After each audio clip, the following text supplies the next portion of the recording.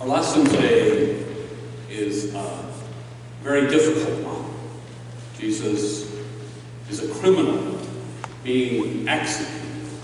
We tend to think of Jesus as perfect, a good, law-abiding man of peace, but that's not how Jesus was understood by many at the time that he lived and died, arose and descended, and even for a long time after. Some thought Jesus was odd, crazy, a rebel, broke the law. He died a criminal, but he also had an unflattering reputation in some quarters when he was alive. The Gospel of John tells us that many were saying he has a demon and is out of his mind. Why listen to him? The Gospel of Mark reports Jesus was gathering a following and curing people and casting out demons, and when his family heard it, they went out to restrain him, for people were saying he has gone out of his mind. And in the Gospel of Matthew, Jesus himself has this description. The Son of Man came eating and drinking, and they say, look, a glutton and a drunkard, a friend of tax collectors and sinners. In addition to a sort of party animal reputation, Jesus actually also did stuff that biblical and secular laws prohibited. He broke laws, touching untouchables, working on the Sabbath, usurping powers reserved for the temple elite. He cured and healed people, and he cast out demons. He criticized those in power. He fraternized with shady people and outcasts. He claimed people could be forgiven outside the law. Today, we even say that when Jesus overturned tables in the temple, he criminally trespassed, disturbed the peace, and destroyed property. Jesus rebelled against Rome and challenged its rule and leaders in unlawful ways. And I know that now we believe that Jesus was doing what was right, even if it was unlawful, but it is still an inescapable fact that Jesus was a criminal. His crimes were not petty. They were capital offenses. He was arrested and tried and convicted for acts of sedition. He got the cruel sentence that Rome reserved only for those who rebelled against him: crucifixion. Our lectionary lesson casts a long shadow of disreputable conviction and death.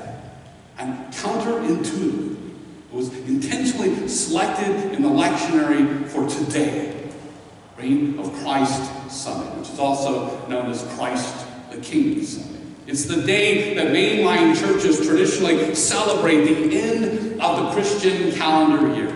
And next week, we begin a new church year with Advent, beginning of the hope that leads to the promise of the Christmas season. That promise, that hope is the reign of Christ. And on the surface, our lesson seems like a very peculiar text to commemorate the reign of Christ. It lifts up what is called in Christian theological circles the scandal of the cross. It's scandalous that Jesus was an enemy of the state, a rebel outlaw who broke laws in such ways that he was arrested and convicted and given the death penalty and hung to die in great shame in public.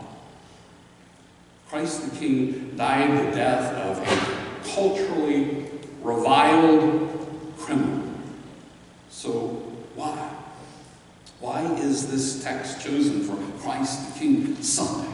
Well, it is true that Jesus is called King in the reading, but it's a very mocking King of the Jews paired with a very mocking Messiah.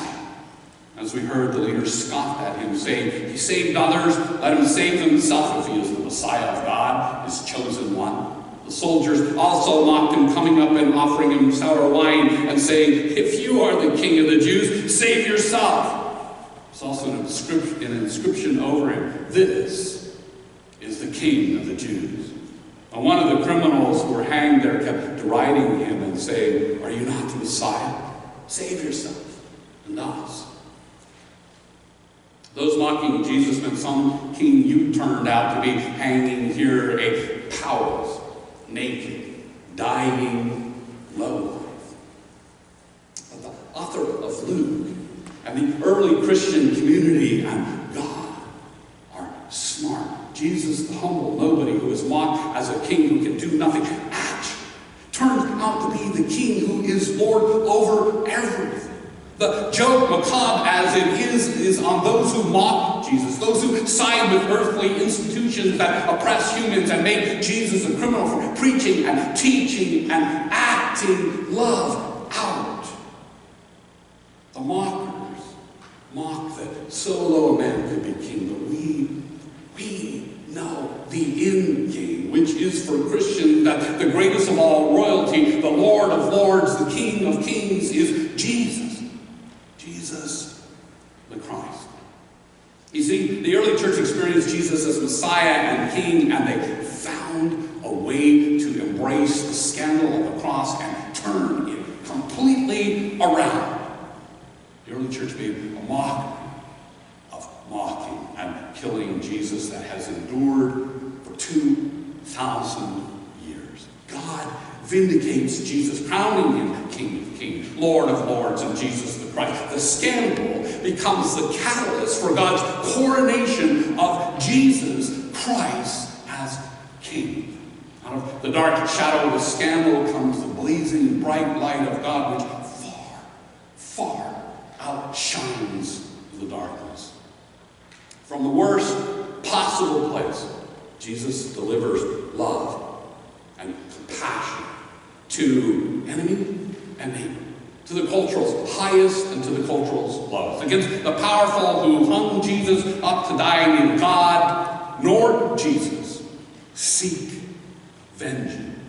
Jesus does not call down armies of angels to destroy or defeat them. He makes the opposite power move, invoking the mightiest tool in the universe, love, which is God. Jesus uses love to forgive the doers of the heinous acts in our lesson. For those who are tortuously killing him on the cross, Jesus mediates the sacred and the holy by praying this astonishing prayer in the lesson. Father, forgive them, for they do not know what they are doing. For what should be enemies, Jesus has love, demonstrates love, and offers prayers of love. Jesus has no enemies. All are loved and all are offered forgiveness.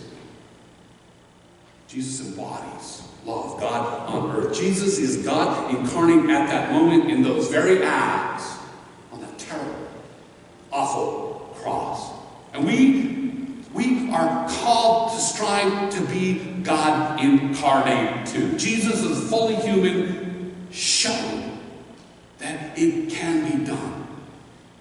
And yet, the story indicates that our salvation is not dependent on our doing it as well as Jesus did. We can be saved from our lesser selves just by efforts to love. And that lesson can be found in the kind criminal who is on his own cross and has compassion for Jesus. He strives to side with the oppressed and shows that he recognizes and turns away from his old ways of sin. And Jesus exchanges his very last words to another kind and caring human on the cross of their own. The other person rebuked the other criminal who was mocking Jesus and pointed out, quote, "We indeed have been condemned justly, for we are getting what we deserve for our deeds, but this man has done nothing wrong." And then he said, "Jesus, remember me when you come into your kingdom." And Jesus replied, "Truly I tell you, today you will be with me in paradise." Two types of humans get to paradise in our lesson. One is Jesus, who embodies God and the full potential of humankind. And the other is an imperfect person who turned toward God and love and strives to be better. And I dare say he was like each of us and those saints that we are remembering today. All that the kind criminal on the cross did was repent and show love toward God and self and others. That's Jesus' greatest commandment, and that's enough to get to paradise. And you know what stands out in this lesson is there's no hellish consequence in the story for anyone, even those who mistreat Jesus. Jesus forgives them, loves them without them asking or even changing their ways. Jesus' love has absolutely no strings attached. Even those who are up to no good, they're loved. And they're offered forgiveness. That's grace. That's the no strings attached love we talk a lot about here in this church.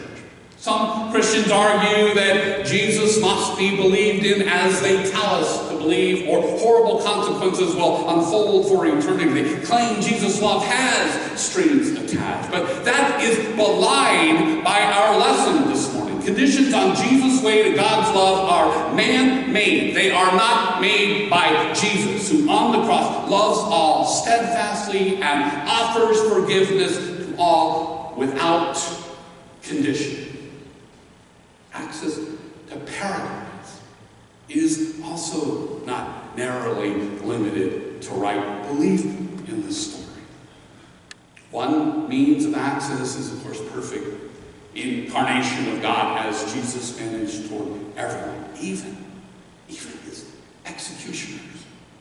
Another means is repenting and showing love toward God, self, and others as the kind and perfect person hanging on the cross next to Jesus did. The promise of the story, the good news, is that on Jesus' way, humans who strive to love, value, and forgive one another, when they do that, the reign of Christ becomes what rules their lives, our lives, and it breaks in. So may the reign of Christ rule in our lives. May it break in more.